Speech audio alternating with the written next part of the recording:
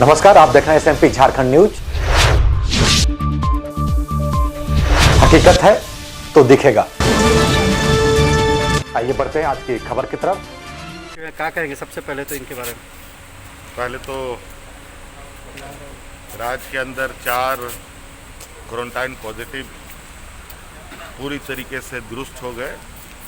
इसके लिए उन सभी 4 लोगों को मैं बहुत बहुत शुभकामनाएं देता हूं।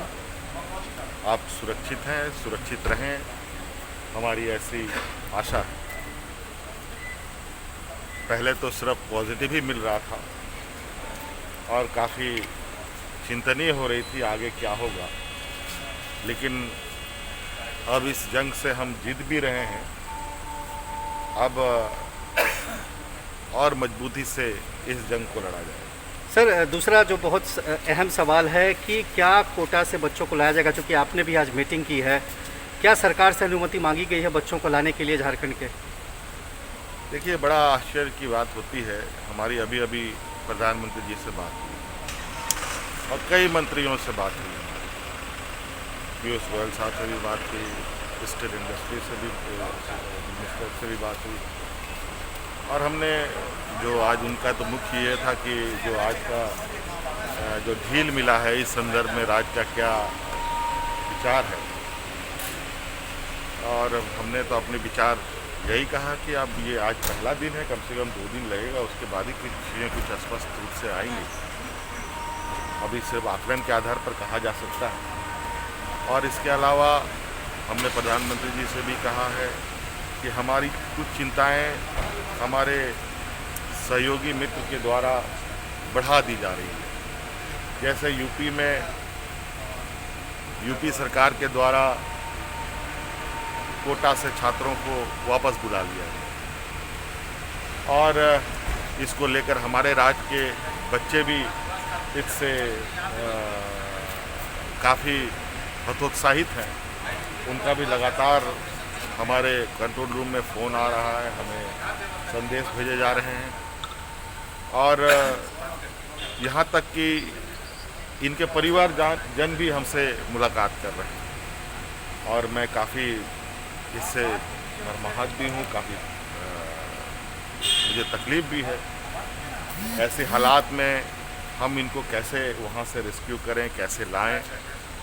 और जबकि लॉकडाउन पूरे देश के लिए मुझे लगता है प्रधानमंत्री जी ने घोषणा किया है और इस तरीके के अलग अलग राज्य अलग अलग तरीके से आचरण में आ रहे हैं, तो कहीं ना कहीं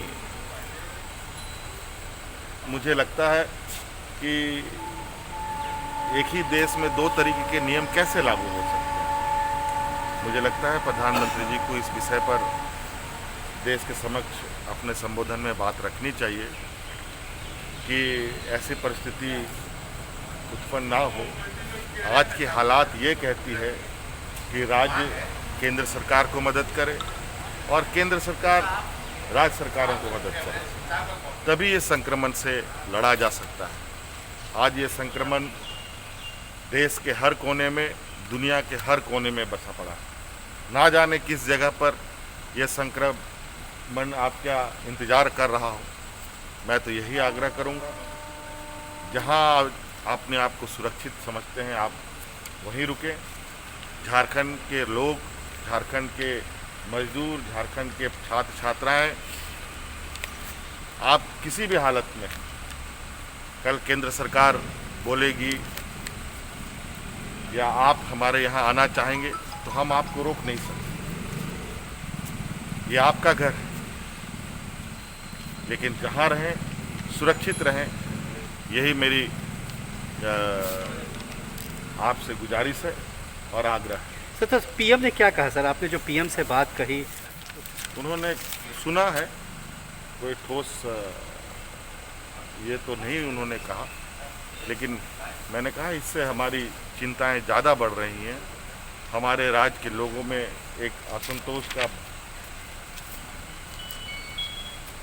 भाव उत्पन्न हो रहा है कि राज्य सरकार ही इनको नहीं लाना चाहती है, ऐसी बात चीज़ें आती हैं। मुझे लगता है ऐसी स्थिति पर लोगों को राजनीति नहीं करना चाहिए। यहाँ पर हमारे कुछ राजनीतिक सहयोगी भी इस बात को कह रहे हैं कि इसमें केंद्र सरकार की कोई भूमिका नहीं है, इसमें राज्य सरकार को हस्तक्षेप करना चाहिए, राज्य सरकार को सीधे तौर पर ले आना चाहिए। आप ही बताइए राजस्थान कहाँ पर है? आज उस राज्य से यहाँ तक बच्चों को लाने में कितने राज्यों से गुजर के आना पड़ेगा? 4 राज्य। और वो बच्चे कहीं रास्ते में संक्रमित हो गए, 4 दिन 5 दिन का सफर होगा। क्या ये संभव है? और मुझे जो जानकारी मिली है,